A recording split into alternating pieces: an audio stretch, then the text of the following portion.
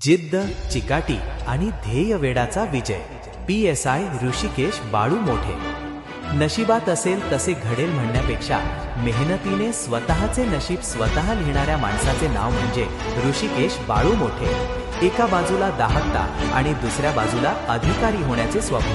अशा कात्रीत सापडलेल्या तरुणाने जेव्हा कष्टाची साथ धरली तेव्हा काय घडू शकते याचे ज्वलंत उदाहरण म्हणजे ऋषिकेश यांचा प्रवास. संघर्ष आणि अभ्यासाचा श्रीगणेशा.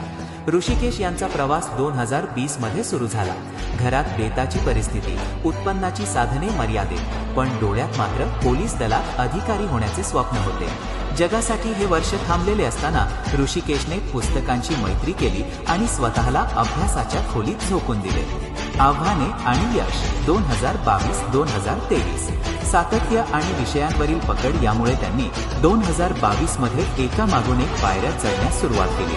अत्यंत कठीण जाणारी पूर्व परीक्षा यशस्वीरित्या उत्तीर्ण केली. त्याच वर्षी मुख्य परीक्षेत आपल्या ज्ञानाची छाप पाडली.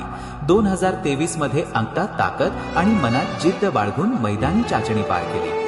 स्वप्नपूर्तीचा तो सुवर्णक्षर. 2024 मध्ये मुलाखतीचा टप्पा पार पडला. अखेर 12 एप्रिल 2024 हा दिवस त्यांच्या आयुष्यातील सर्वात मोठा दिवस ठरला. निकालाच्या यादीत नाव झळकले आणि गरिबीच्या झोपडीत यशाचा प्रकाश पसरला. ऋषिकेश बाळू मोठे यांची पोलीस उपनिरीक्षक पदी निवड झाली.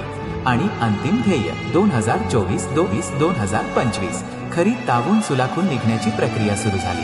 23 डिसेंबर 2024 रोजी त्यांनी प्रशिक्षणास सुरुवात केली.